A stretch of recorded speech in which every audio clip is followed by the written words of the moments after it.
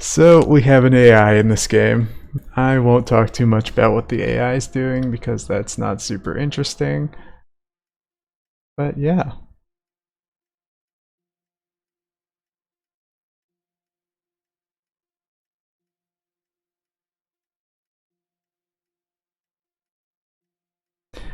Oh dear. AI going to win? Probably not. I don't think so. Mr. Fantastic should be able to take care of things, but weirder things have happened.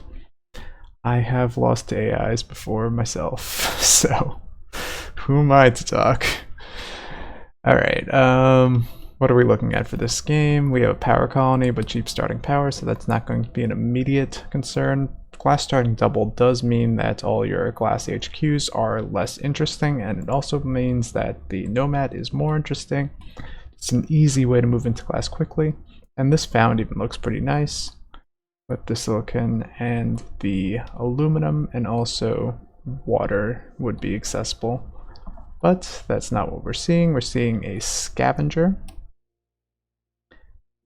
from the AI. Okay, right.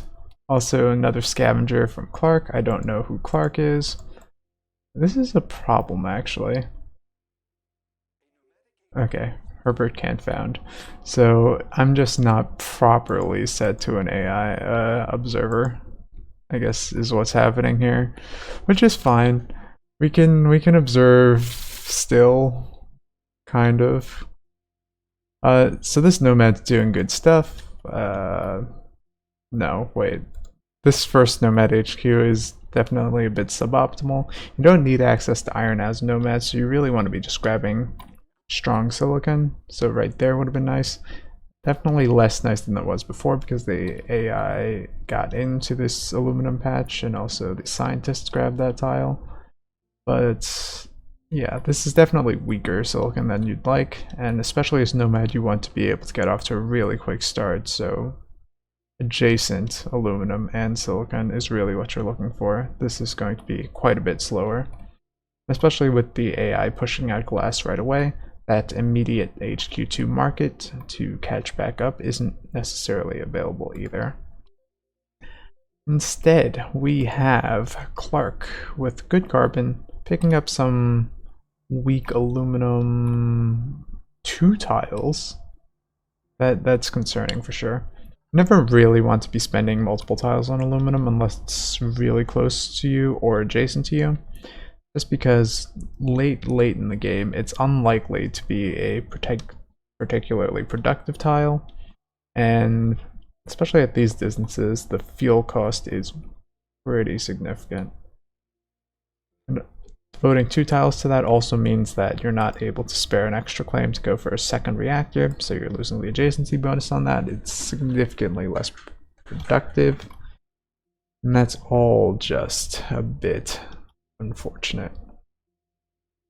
Renbear here, on the other hand, picking up a very solid standard scientific found. Good access to water and iron just adjacent, so you're able to go into the steel mills right away, able to go into your life support production. It is concerning that it is 2 reactors and 1 farm instead of 3 of 1 building, but still doing okay at the moment. Does have all the upgrade resources secured besides glass, but that will be easy enough to buy up. And yeah, we see the Nomad player here continuing to struggle a bit with just not a lot. I am a bit confused about where the 4th claim came from.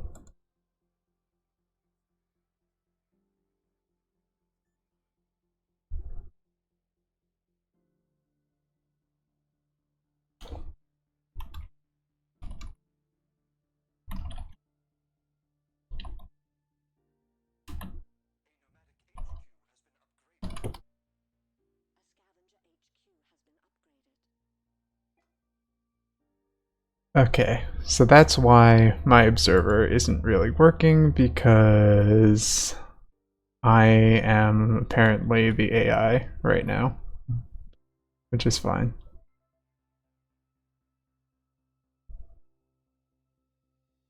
That's fine.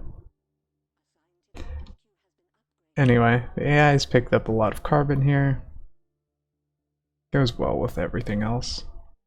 Would have liked to see more aluminum instead of this weird ice condenser, or just more ice condensers. Probably just replace the glass with ice condensers, honestly. This is so much silicon. Not really going to get much use out of it once this market crashes out, but could connect it all up. We'll see how that goes. Also, AI promoting bad behaviors by going single wind turbine, no adjacency. Exactly what you like to see. Just, you know, set a good example. Anyway, Herbert over here managed to get the HQ2 expanded to more water and a lot more reactors. Using good adjacency right now.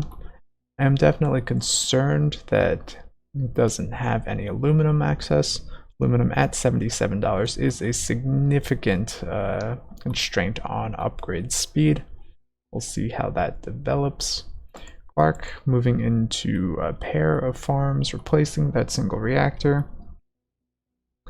is going to be nice and profitable. Let's have the water to sustain that, and also moving into a patent lab. Can't see what the patent lab is going for, unfortunately, but that is how it goes. Also, yeah. I think what I might have liked to see is instead of having the reactor there initially, just build the two there to connect up the carbon eventually. Just plan on that so you don't have to ship that all in. Instead, so you have that connected. If you ever want to move out of carbon, it's just easier. You don't have to worry about all the shipping costs or the time taken for the construction drones to fly out and all that. It's the minor thing though. So Bradbury has gotten to HQ3 as well, has moved into a nice medley of stuff. And again, similar theme that we've been trying to hammer on all tournament. You really, really want to be using adjacency bonuses. These buildings are all just a lot weaker than they need to be, even though these are both using the scientific bonus to some extent, and this one is also, and just not producing enough of the stuff. Remember that one building by itself is obviously just one building worth of production. So, you know, if you have two buildings by themselves, that's two buildings worth of production. But if you have two adjacent buildings of the same type, then they're each producing 50% extra. You have three buildings worth of production out of two tiles. It's just a lot more efficient. It's pretty much always what you want to be looking at. In any case, moving into a water pump here instead of the farm. Again, I think this is just going back to the same kind of instinct to just cover all the red numbers as much as possible, which generally isn't super worthwhile. It can be more useful in, say, a 1v1 sort of setting, where running deficits on resources can be punished more easily, but especially in bigger games, you should just be pursuing high profit and just, you know, not worrying too much about covering like your water life support costs or something. Definitely you don't want to go overboard. You don't want to be like this AI over here consuming 4.6 water per second more than it's producing, or just, you know, 4.6 water per second because it's not producing any. But yeah, because that just causes problems. That's not sustainable. It's different when you're, say, the scientist who would have been consuming like 0.6, 0.8, 0.6 water per second, which is fairly negligible, and it's also not costing you any money. It's just debt. Obviously, debt can be an issue long term, but It's not necessarily something you want to worry about before you're set up. Right, so we had San Marino there, our lovely AI, buying into the Nomad. Nomad did manage to defend, but also conceded, I guess. I didn't see the message. I don't know if that was lost connection or what. Okay, I'm gonna go play Siege and League now. Bye. Cool. Definitely one of my favorite parts of Newcomers tournaments, the dedication to the community and time commitments that they have put in. I mean, to be fair, this is a significant time commitment, and it's not always clear beforehand if it's something you're going to be enjoying. No reason to torture yourself. But yeah, always makes it a bit awkward on the other end. Anyway, Bradbury. Moving into this pair of farms is nice. Also, move that farm into the third reactor, which is useful. The solar panel's still kind of sad. This glass kiln and this chem lab are also still kind of sad. Because they really want friends. They would be so much more productive, happier, more satisfied with their existence if they just had a friend. In Bradbury, it's within your power to provide that right now. You have the claims. I believe in you. Anyway, other stuff. Optimizations have been going on. Can't really tell what has been optimized. Oxygen so far, apparently. Oxygen is not necessarily a great optimization target unless you're planning to launch it off-world exclusively or near exclusively, and you have some of the other more immediate profit makers already optimized, neither of which is really the case this game. It's definitely more acceptable to optimize oxygen when there is the dry ice, because you're actually producing a more significant amount of oxygen off of that, 0.5 instead of the 0.25. Wait, what? Huh.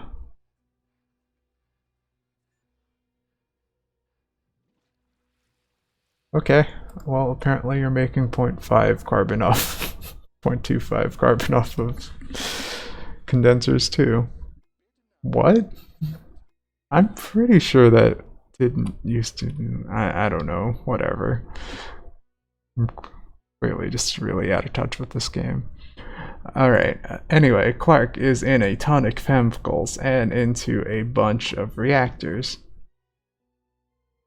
Bit worried that there's no food production down. When food is over $200, that is a bit of a problem.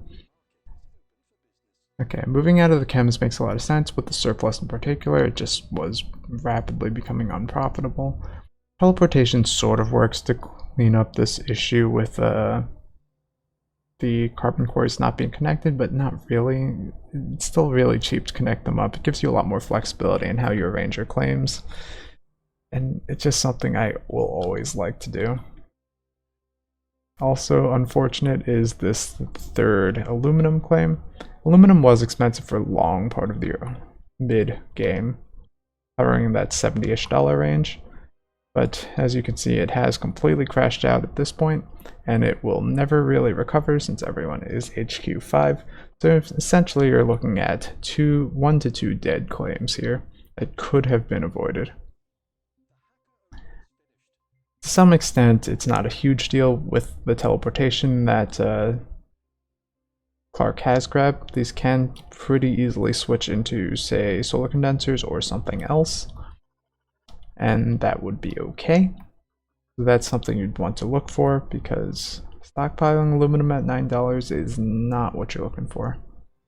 On the other hand, these pleasure domes are kind of what you're looking for. Doing great work for Clark, especially with the virtual reality. And yeah, that's helping a significant amount. He does have a solid lead at the moment and is looking to threaten San Marino with the buyout. Our AI friend Sam is in an off-world, so definitely will be dangerous long term. Off-world launches aren't amazing, but there is a very solid chem launch, and oxygen launches aren't so bad either. Same with fuel launches. Those should all be reasonably sustainable. Bradbury facing some aggression from Clark and AI friend. As mentioned, defend themselves and will just keep moving along smoothly. All his buildings, all their buildings have a lot more friends now, and everything's a lot happier. Solar panel is still a little sad, but it'll survive. One option for that definitely would have been just putting the optimization center there instead of out there, but it is okay. Another thing to look into for Bradbury would be transitioning out of this water into more food, but it is not the end of the world. You can just, well, I guess as long as the dust storm's going, it's less true, but yeah, food is just significantly more profitable than water. It is interesting to me, well, I guess, okay. So, we talked a bit early in the game about how Sam was consuming all this excess water, and how that was going to be a problem long term, going to put a lot of pressure on the water price. And that hasn't come to pass yet. That is likely to start happening soon. I think part of what was happening was that Nomad was just on 3 pumps here, producing a ton of water. You can see the water price just jumping real fast now. So in that sense, Bradbury having these 2 pumps down will be really nice. Clark does have decent water, but not actually 7.25 water is a lot of water, especially with only 1 triangle of life support production. So both Clark and Bradbury are making significant amounts of money on that, but Clark does have a large stock lead, so looking to see how that gets finished. One thing with Clark is that their money is split between multiple players, which can be a bit awkward. But if they just manage to buy out one of the players, they should just be in a very solid position. Bradbury buying into Clark kind of steals that fight in. These players at this point should know who their targets are. Yeah. Meanwhile, AIs. Both building off-worlds. They're both going to be making a lot of money, but they're also just not going to be super threatening. I think it's worth noting that Sam is actually eligible to win this game, I think. They will actually play to win this game because they started the game as an AI. Whereas yellow AI, Herbert, I don't think will. But I am not as certain on that detail as I would like to be. So we'll see. It'll be interesting. Because this AI does have the second off-world going up, and that might just make them the strongest long term. Moving back into this water here, promptly crashes the water price again. And yeah, all the life support production is still staying strong. No one really in too heavily on it. Like, we have a bunch of, like, both scavengers are only in 1 type of life support. Scientist is only in 3 buildings of each. The Nomad is only in 3 reactors. It's all well, 3 reactors and 4 farms.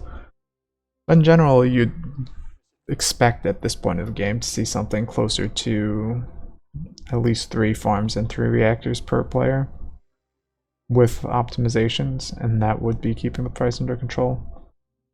But that hasn't been happening, and another part of it has just been lots of dust storms. Alright.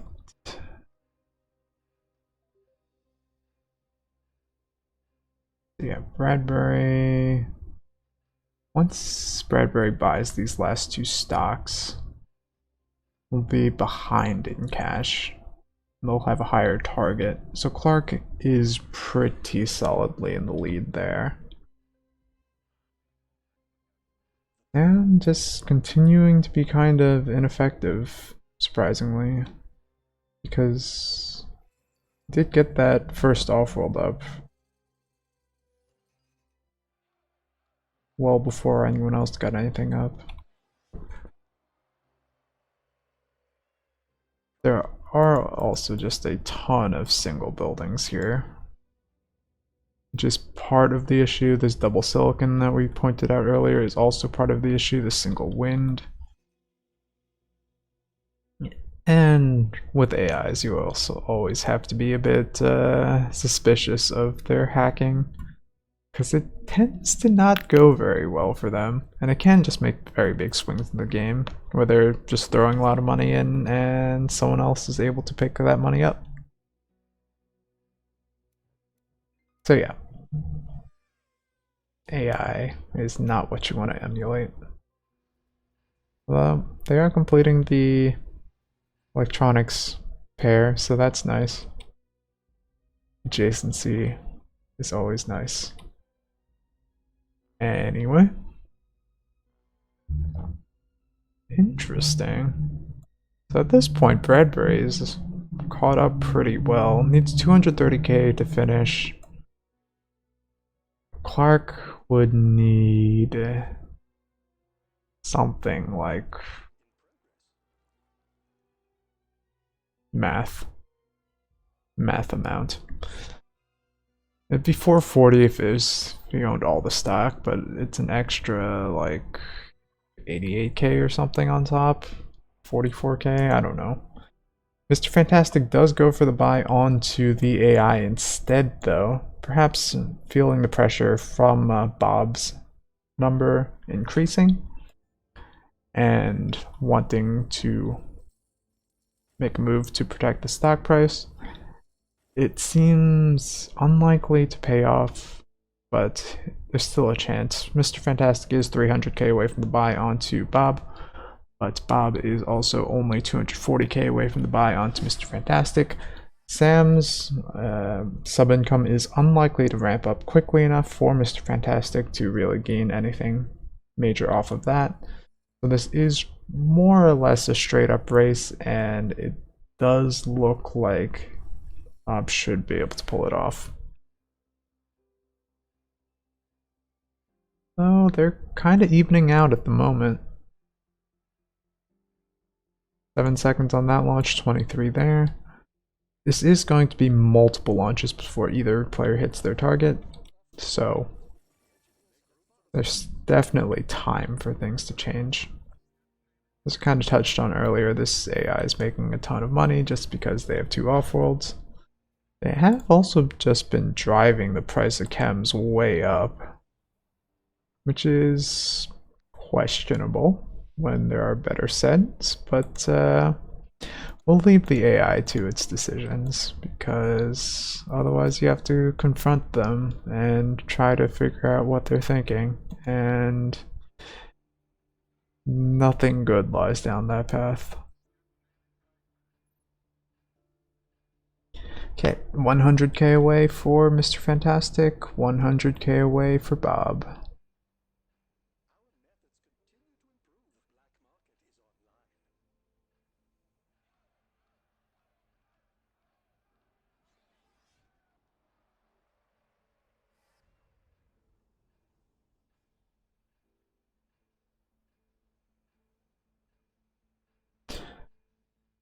Who's gonna win this?